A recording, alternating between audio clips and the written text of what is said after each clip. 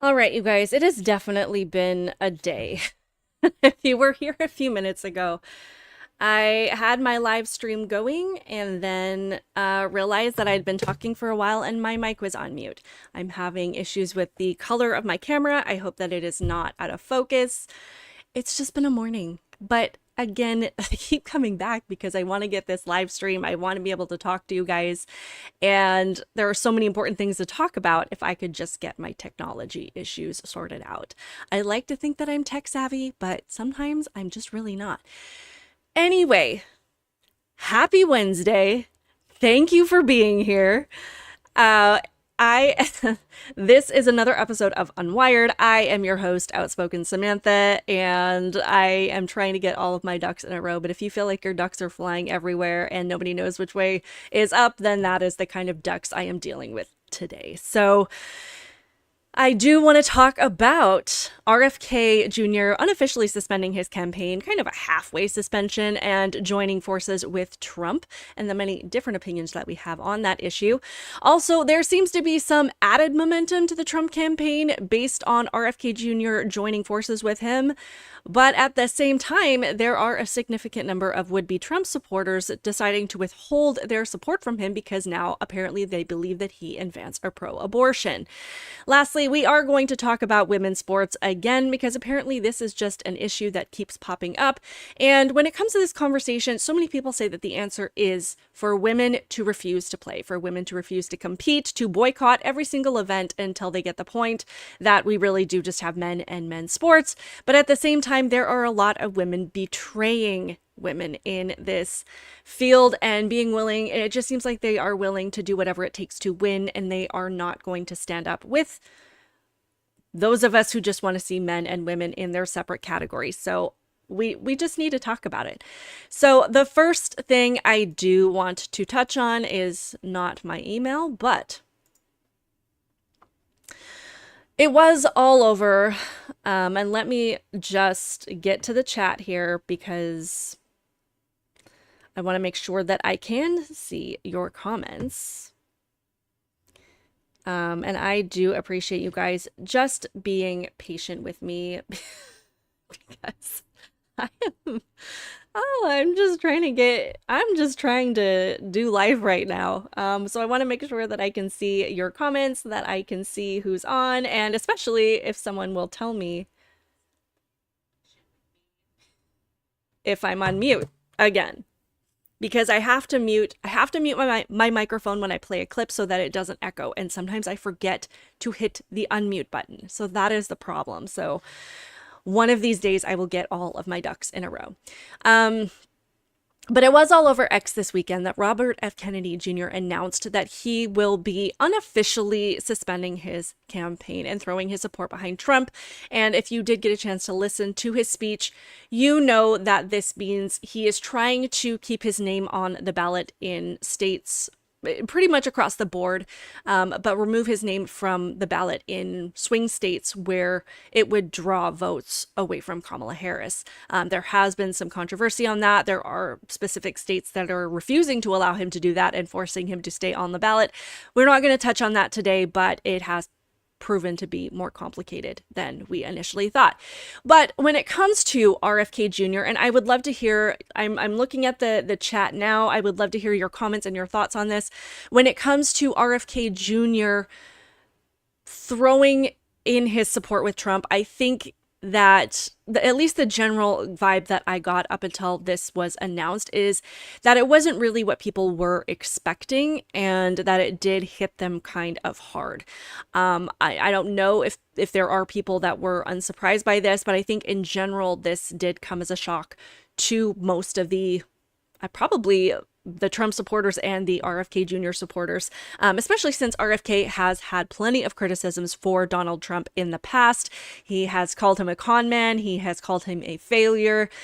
So I don't think anybody ever expected him to shake hands with this man and decide to join forces. But it does say a lot when you have somebody who the Kennedy name is synonymous with Democrats. Like, You can't say that name and not think about Democrat policies and Democrat history and all of these things. So for him to throw in the towel and say, about a year ago that he was going to run as an independent, that says a lot about the Democrat Party today and the fact that they are not representative of what the Democrat Party has stood for in the past, and that there are people that they wanted to find that middle ground, that they didn't see themselves fully aligning with the right, but they wanted to have that middle ground, particularly when it came to the health and wellness of our country, especially when it comes to transparency about vaccines, transparency about the food, the things that are going into our food, and about pesticides and all of these things, and wanting real answers and real accountability for that, and really to get America back on track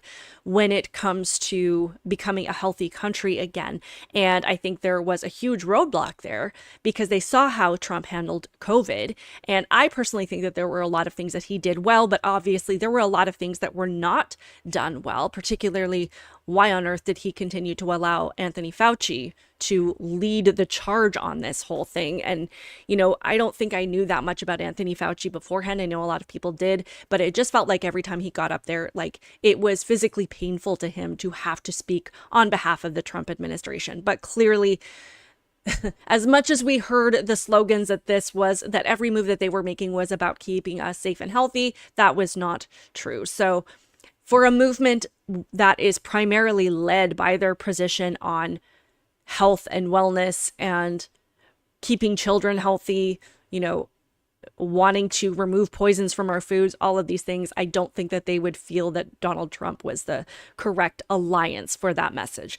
So we're going to listen to Nicole Shanahan here. This was her kind of, as she was on the Impact Theory podcast, discussing this before it was actually announced. And you can just hear it in her voice how difficult of a decision this was going to be. This was not something that was going to be easy. And they knew very well that this was going to be primarily difficult for their votors. So is that we just have we'll listen to maybe about 40 seconds of this. But I appreciate her just being vulnerable and understanding how challenging that this is going to be. So I'm going to mute this and hopefully remember to unmute it after. my gut tells me right now. So, there's two options that we're looking at. And one is staying in, forming that new party, but we run the risk of a Kamala Harris and Waltz presidency because we draw votes from Trump, or we draw somehow more votes from Trump, or we walk away right now and join forces with Donald Trump and we walk away from that and we explain to our base why we're making this decision.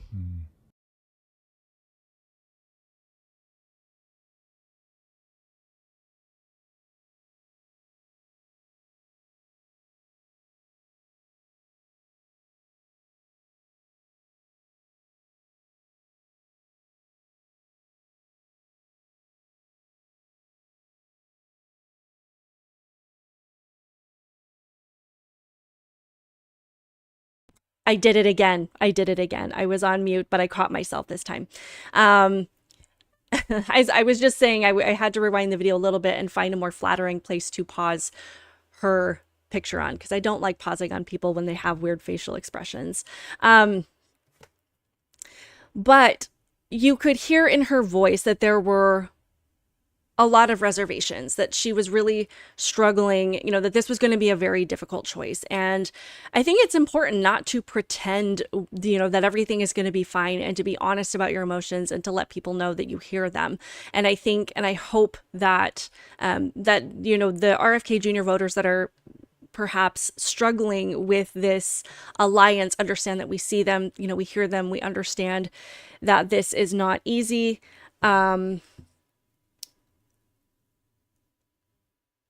Sorry, I'm just going to repost this because I had to get a different link. So let me know what you guys think about that, about her, just kind of her take on it and just kind of what you hear.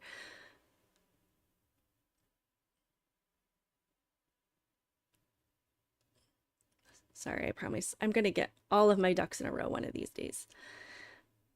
One of these days.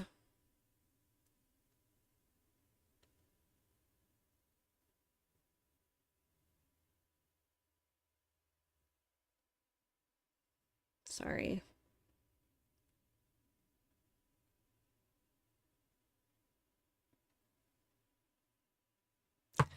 All right. But I do love that this is, a joint mission to make America great again, but make America healthy again, because part of being great again is being a healthy society. And we have seen this spike in illness, in cancer, in disease across the country. And when you see what is in our food and some of the things that we are being allowed to put into our bodies, things that have been banned in other countries, you have to wonder why that is happening. And you have to wonder what the motivations behind allowing that to happen again. So obviously, like, I am in full support of this mission. And, I have 3 children myself. So obviously this is something that I care a lot about. And because of the things that we experienced with President Trump, I don't know that he would be the right one to spearhead that. And I'm hopeful about this alliance. But I do have, make sure I get the right one. So we're going to go through just a few clips from this speech that RFK Jr. gave. And I really just appreciate so many things that he pointed out. And he absolutely scorched Democrats here. The censorship, the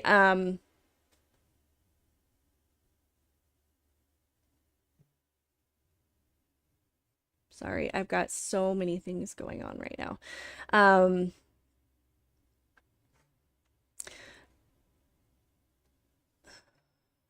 Sorry, good thing there's not a squirrel in the room.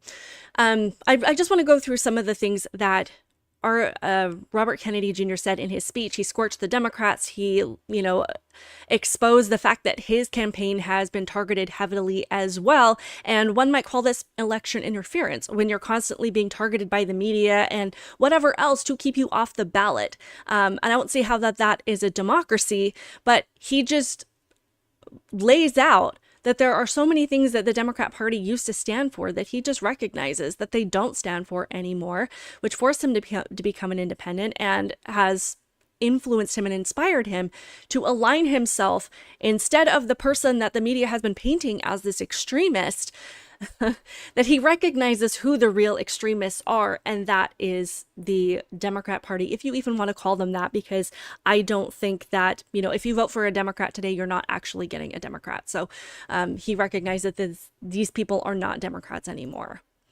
So let's listen to just a little bit of this. Great causes drove me to enter this race in the first place, primarily. And these are the principal causes that persuaded me to leave the Democratic Party and run as an independent. And now to throw my support to President Trump. The causes were free speech, a war in Ukraine, and the war on our children. We were the party of labor, of the working class.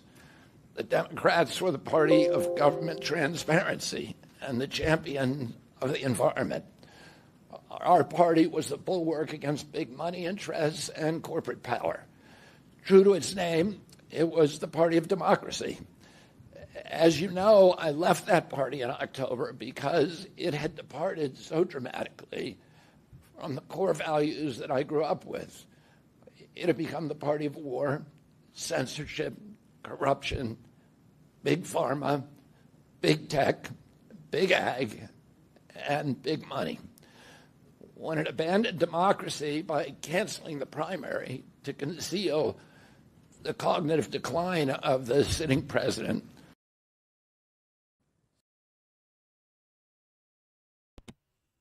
So I think that clip pretty much speaks for itself. I just appreciated that. I think he speaks for a lot of people who are registered Democrats these days, or people that have become independent, that they find themselves politically homeless, but they're like, we don't recognize this party that we used to align with. They don't represent things that we want to be aligned with anymore. And they are definitely not the party of all the things that they claim to be, the party of the middle class, the party of, the party of the people, the party of the economy, and whatever else that they're just not those things anymore. So I feel like RFK Jr. has really created a home for those people to really focus on values that are important, like being healthy and and transparency in so many of these areas. But RFK Jr. still does have a lot of these more left-leaning views, particularly when it comes to things like abortion and climate change, which I always find kind of ironic. If he is somebody that cares so much about the health and wellness of children, why he wouldn't be more pro-life. But here we are. I think we'll just go to one more of these. Oh, I want everyone to know that I am not terminating my campaign. He talks about how he's not terminating his campaign, where he is just suspending it again in the states that are swing states, because he doesn't want to take power away or votes away from Trump. Let me have a look at this one. The DNC waged continual legal warfare against both President Trump and myself. Then, when a predictably bungled debate performance precipitated the palace coup against President Biden, the same shadowy DNC operatives appointed his successor, Vice President.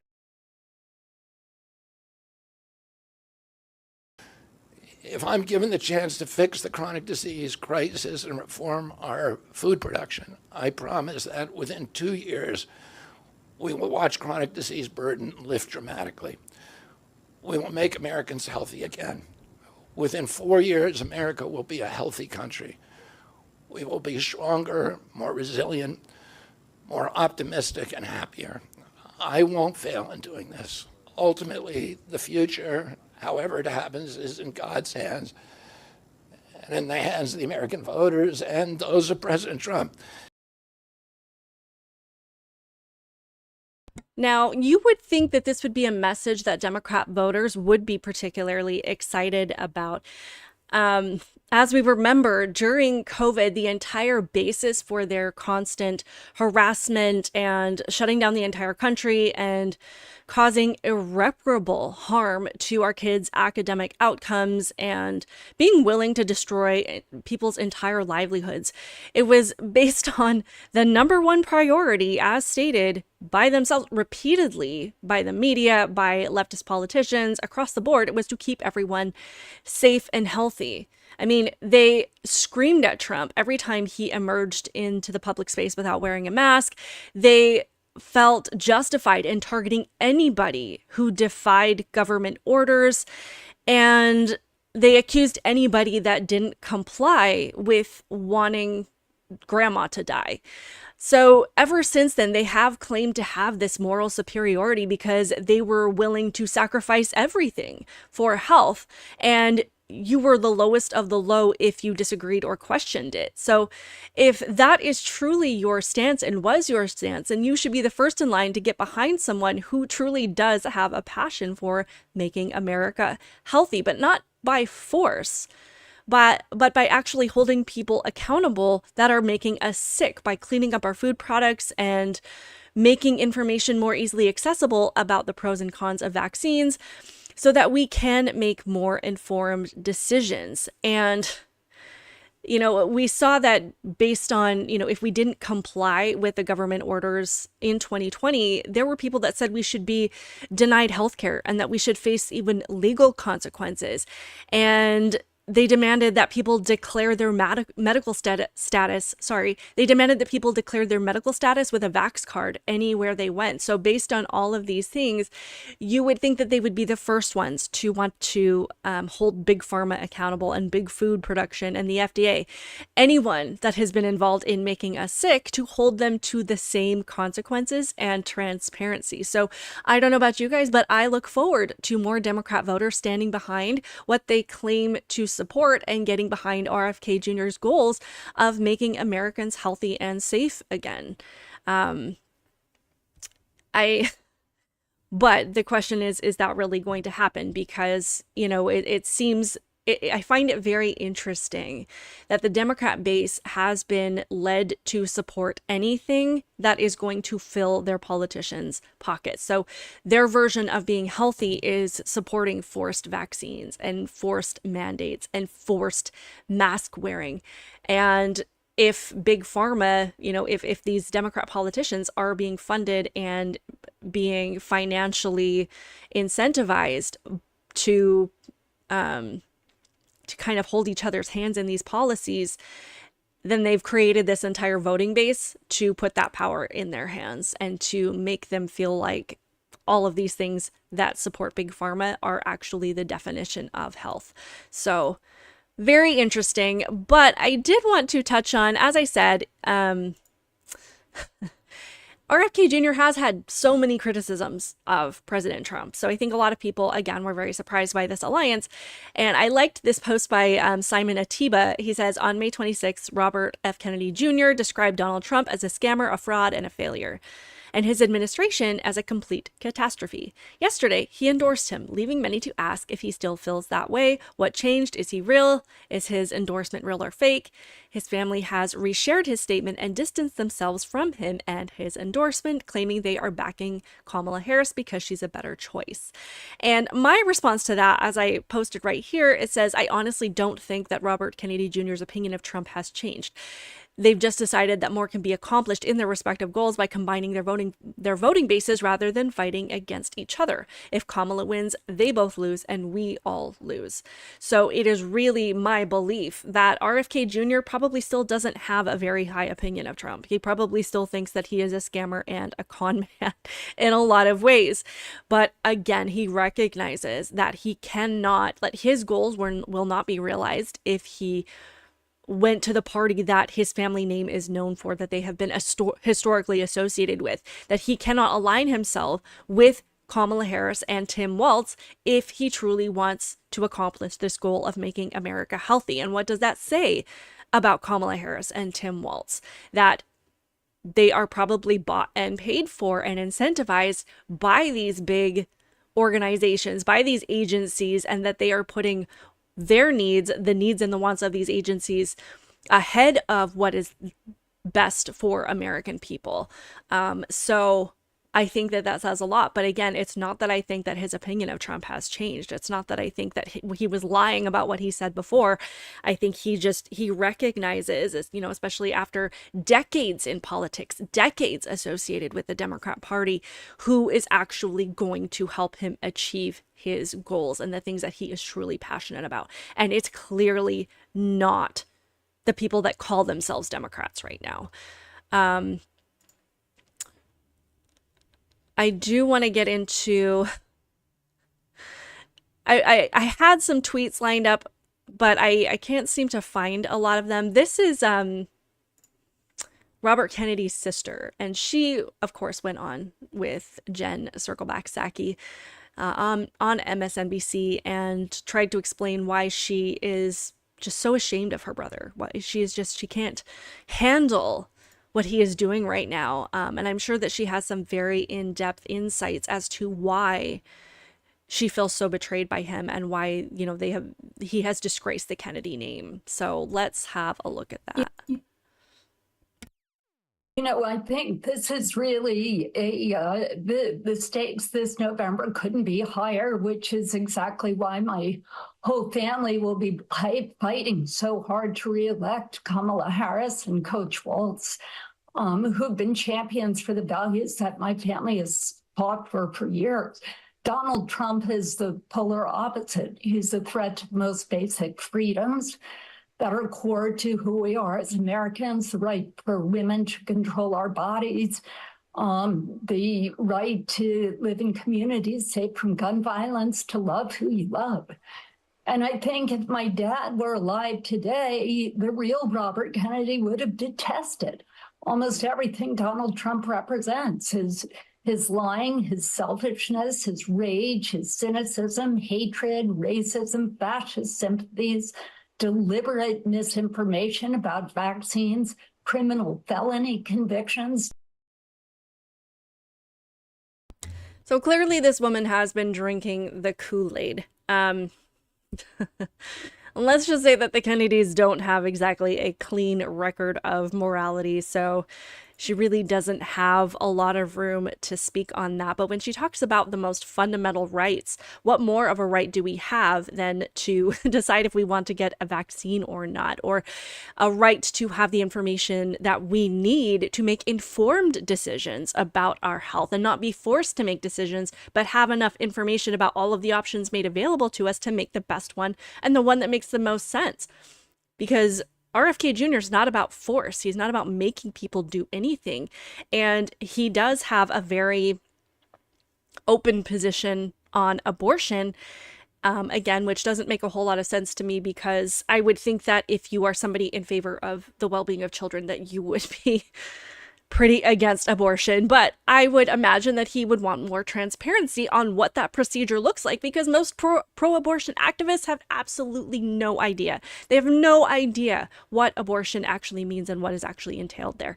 But when she talks about the right to live in communities safe from gun violence, I'm sorry, have you seen the border? Have you seen what has been happening in all of these cities that declared themselves as sanctuary cities, where we have these Venezuelan gangs setting themselves up, putting hits out on police, taking over apartment complexes, where women are saying that they cannot walk down the street because all of these gangs have set themselves up as essentially the law and order in their communities.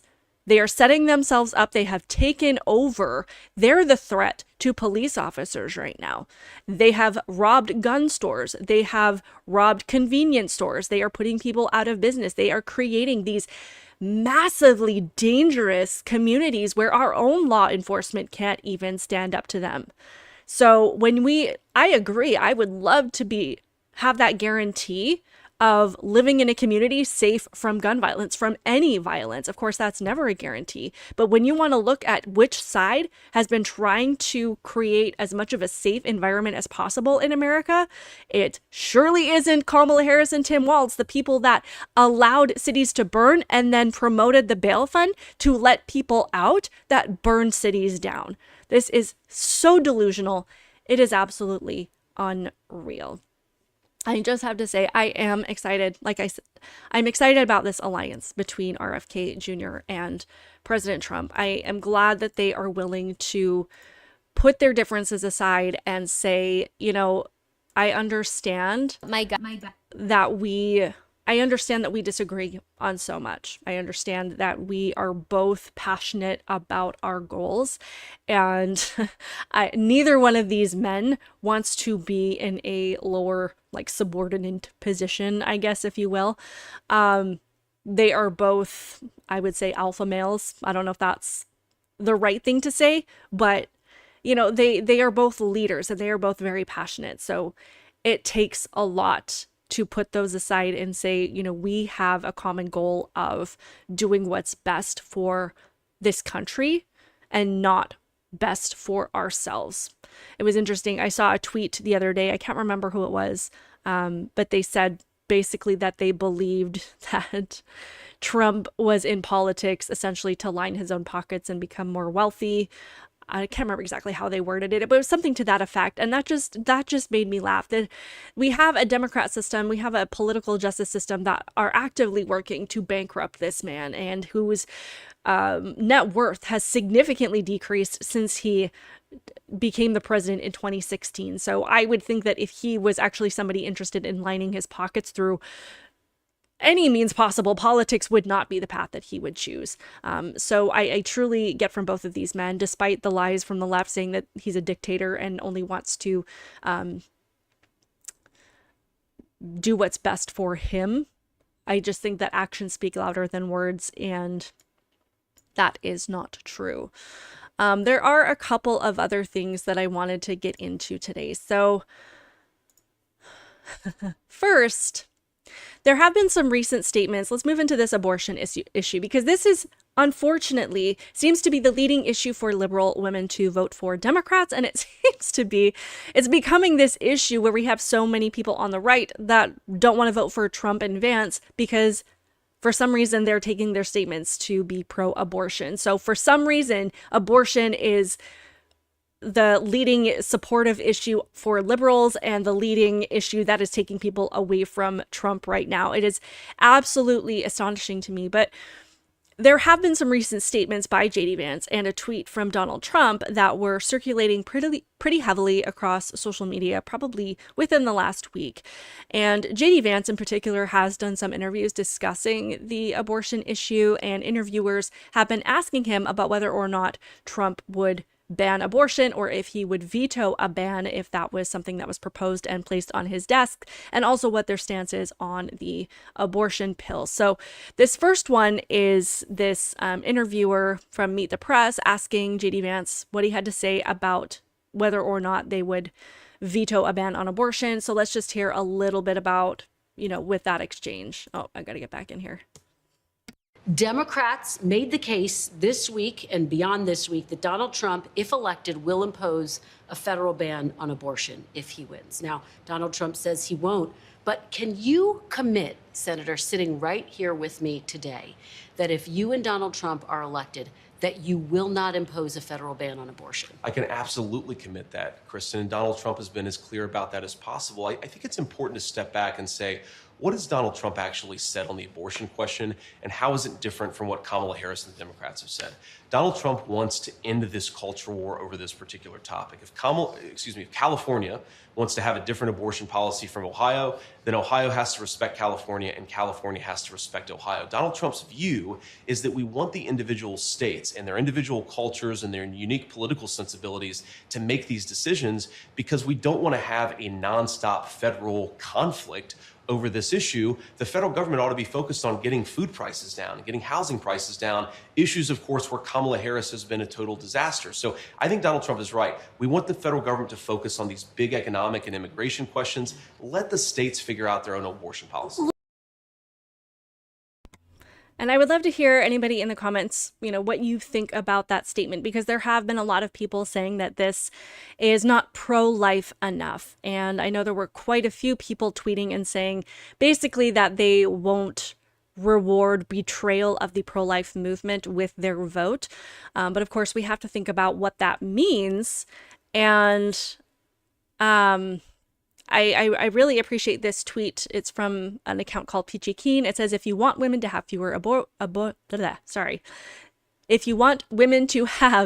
abortions, the tool for this job is not Donald Trump. If Donald Trump is the only guy you are waiting on to deliver you the non-abortion utopia of your dreams, you might want to rethink your strategy. Overturning Roe was about returning it to the states. That was the whole point and what the movement marched for decades. Now your fight is in the state houses. Ohio, Kansas, lots of low-hanging fruit out there. Not as high profile as fighting with Trump, but it will get you further. Suggesting a Trump boycott is a full-throated call for Kamala and Roe forever. I've never heard it called that, Roe forever. But I completely agree with that. Donald Trump is a business tycoon. He is a former Democrat. He's from New York.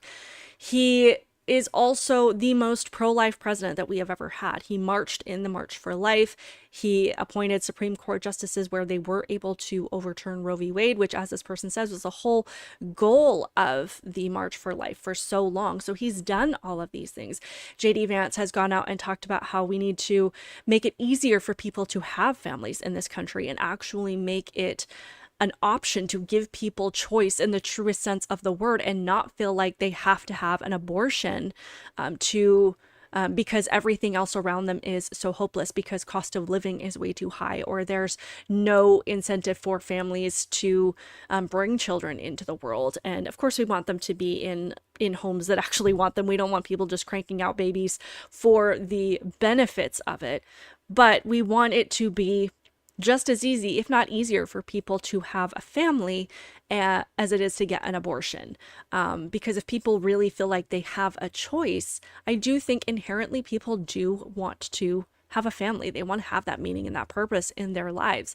But Donald Trump has never been somebody that has said, in my understanding, that he ever believes in an abortion ban. And I don't think that it is realistic to say that, okay, now that you've overturned Roe v. Wade, now we expect you to 100% ban abortion, because that's making him into somebody that he has never been and putting a position in his mouth that he has never stated. This one is JD Vance talking about the abortion pill. So let's have a listen to that. Of the abortion pill, what so many of us have said is that, look, we certainly don't. The Supreme Court made a decision saying that the American people should have access to that medication. Donald Trump has supported that opinion. I support that opinion. I think it's important to say that we actually have to have an important conversation in this country about what our abortion policy should be. Donald Trump is the pragmatic leader here. He's saying most abortion policy is going to be decided by the states. We want to make it easier and more affordable for young women and parents to have families to begin with. We want to lower housing costs, eliminate those surprise medical bills that so many families see after they have a baby. That's the Trump and Republican approach to this issue. Meanwhile, Joe Biden wants taxpayer-funded abortion up to the moment of birth. It's so crazy to me how the Democrats frame this as Republicans. Just let me finish, Kristen. They frame Democrats as being reasonable and pragmatic, when in reality, Senator, Republicans are the one trying to find some common ground here. As you know. And I love that he's just trying to get all of these points in there, because not only do you need to get in there and say what it is that you stand for, but you also have to point out, not just sorry, my brain just kind of went all over the place. He was asked whether or not they support access to the abortion pill, and he said, yes, I support access to it. Just because you don't want to revoke access to something does not mean that you support people using it. What we have to do is shift culture away from this, especially women feeling the need to have this, to shift women's views away from feeling like their lives are over if they don't have abortion access. So much of that has been about the messaging, about, regaining traction with how we teach people about having families, and how we share the message about the purpose and the possibilities and the blessings that come from having a family. And so he's talking about there's so many other things that we need to address when it comes to fixing the abortion issue. It's not just going to be solved by jumping in there and banning things and removing access to things, but actually putting all of these steps in place and shifting the messaging and having these important conversations so that people can calm down when it comes to family planning and when it comes to what their rights are and are not. And also, again, hopefully with joining forces with RFK Jr., perhaps we can get some more transparency on what abortions actually entail, what the process, what the procedure looks like, and what the aftermath looks like. So, there are so many things to address. And the pro-life movement, again, as we are accused of, it's not just about preserving the life of the baby, but actually respecting life in general and making life a meaningful thing and offering as many options to parents and their kids should they choose this path in their life. So, it really is an entirely pro-life message, in my opinion. But a lot of people were really upset about this tweet. Sorry, I don't know why I can't see. I don't know why I can't seem to get the whole thing on there. I'm not going to mess with it. This is something that Donald Trump put out there. It says, my administration will be great for women and their reproductive rights. And this was put out on August 23rd, 2024. A lot of people had their noses bent out of joint over this because they felt like this was a fully Democrat message. And what I find interesting about this is, this was not a pro-abortion tweet to me. This is not something where he is saying that he is in favor of abortion, that he's completely flipping his position, that he is suddenly somebody that has abandoned all of the pro-life efforts that he has made in the past. To me, this is somebody that is using the Democrat talking points against them, because we have all of these Democrats going out there talking about Project 2025, talking about women's rights, when we know that the only women's right, singular, that they feel women have in this country is whether or not they can access abortion. It doesn't apply to any other area of life. But he's using their talking points. And what do reproductive rights actually mean? It means access to healthcare. It means access to family planning, not just abortion, but being able to access, birth control if they need it, or affordable healthcare across the board by bringing down those costs, by, as JD Vance said, removing these, doing everything they can to reduce these surprise medical bills that people get often after delivering a baby, and making it more feasible for women to have healthy pregnancies. I mean, we talk about, well, I personally haven't talked about, but I've heard so much about the mortality rate when it comes to miscarriages, when it comes to C-sections, when it comes to just all of these things, you know, whether it be the too many vaccines in an infant in those early years and early months of their lives, all of these things. And it's like, we need transparency on all of that to ensure a healthy outcome for both mom and baby. And there are so many things that go into that that are so far beyond the abortion discussion. So when it comes to reproductive rights, to me, it includes all of that. It's really bringing back the true meaning to what reproductive rights actually stands for, and also debunking all of the false lies, all of the things that Democrats are saying about him, about President Trump, and what he plans to do in, you know, with abortion. And, you know, women are being told on the left that he's going to come in and make sure that they don't have access to birth control and all these things. Just to go through a couple of tweets here. This is from Ben Zeisloft, who is one of the people that has said that he will not vote for Trump because he is not pro-life enough. And I am seeing your comments come in. I will read them in just a second. This one says he says in quotes, the Democrats were so evil for having an abortion ban at their convention this year, unquote. And then in response to that, he says that abortion ban was using abortion pills. Yet Donald Trump and JD Vance have both said that they want abortion pills to remain legal. It is not my opinion that it is the same thing when you say that, okay, yeah, we're going to still allow women to have access to this pill. It's not the same thing as literally setting up a medical van outside of a convention and offering abortions as a party favor to people, as some, like it's some kind of booth at a carnival. That is not the same thing. And I think we get into trouble when we try to make these false comparisons as if they are on the same level of evil. This is a tweet by Congresswoman Kathy Manning, again perpetuating the lies of Project 2025, saying Donald Trump's extreme Project 2025 agenda targets the full range of women's reproductive health care, including abortion pills, contraception coverage, and IVF treatments. We Democrats are fighting to protect all reproductive freedoms.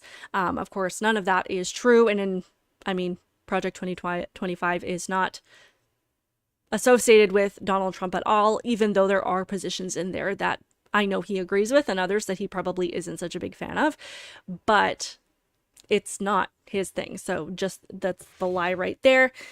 Just to look at a couple of the comments here. Carnivore Explosion says, my siblings are mad at me because I'm supporting Trump, saying the pro-abortion. I asked her to show me a video that says they support abortion, so now my siblings stopped talking to me.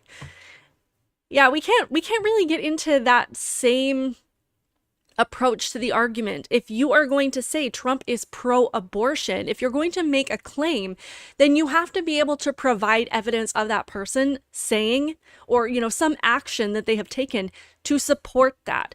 But just saying that his campaign or his presidency is going to be a good thing for women's reproductive rights does not mean he is pro-abortion. Just saying that they are not going to take abortion pills off the market does not mean they are pro-abortion.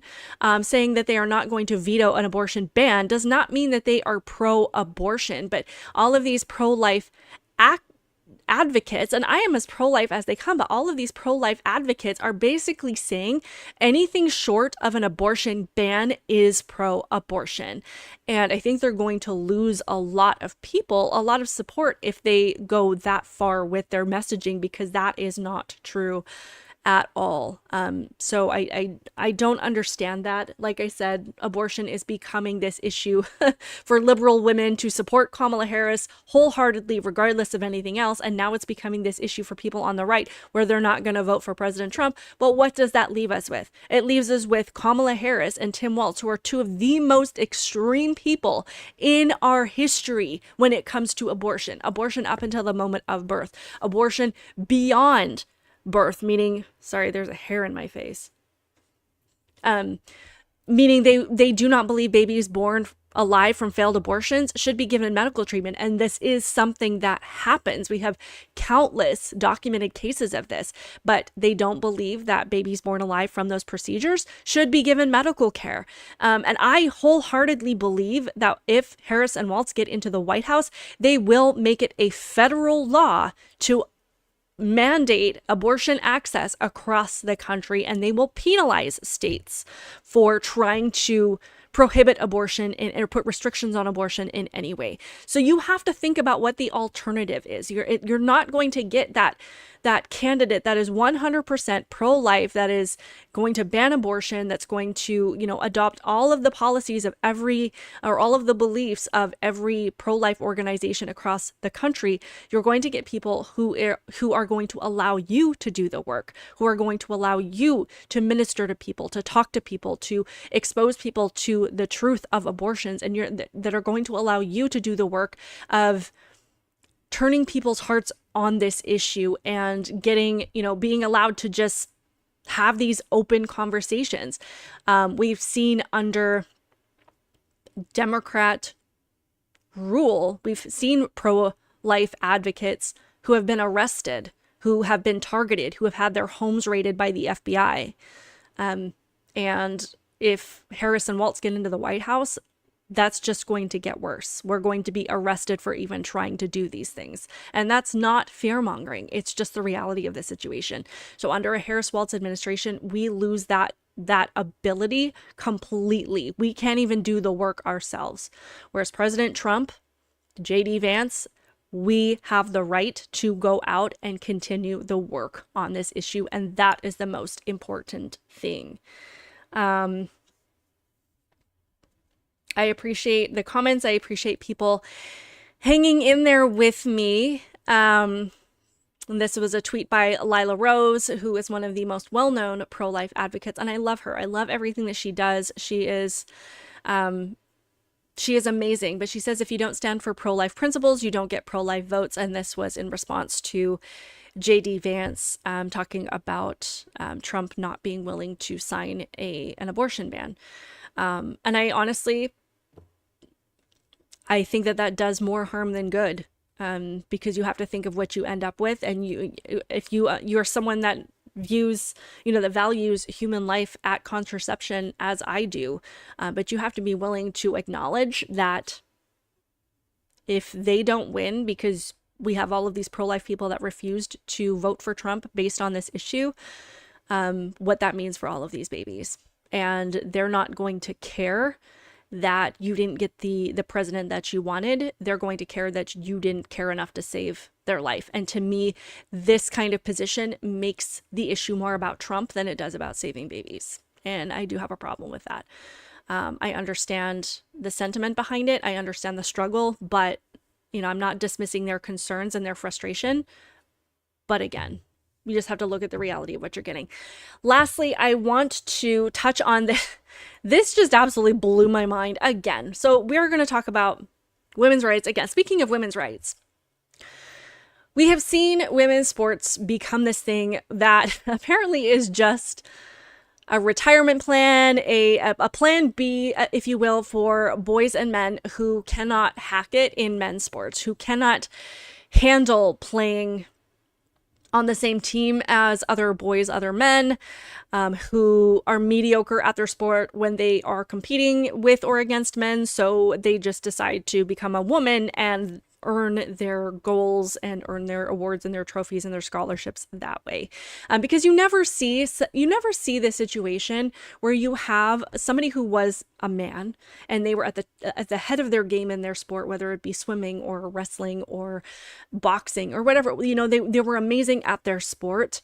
When they were competing against men, they were first place, and it was just this natural thing where they decided to become a woman, or they felt that they were a woman and decided to start competing with women. It's always these people that were at the bottom of their game. We had Leah/Will Thomas, who was like 460 or 470 something in their competition when they were competing against boys or competing against other college guys, and then they became a woman and suddenly they're first place. So We never see, like I said, we never see these guys that are like first place and they're living the dream and they're doing amazing and suddenly they're on these teams with women. We have all these boys and men that are not doing well in their sport, and then they just, miraculously decide to become women. But we have this situation in Australia where we have a women's soccer team featuring 5 trans players as they win the grand final amid tight security after going undefeated all season.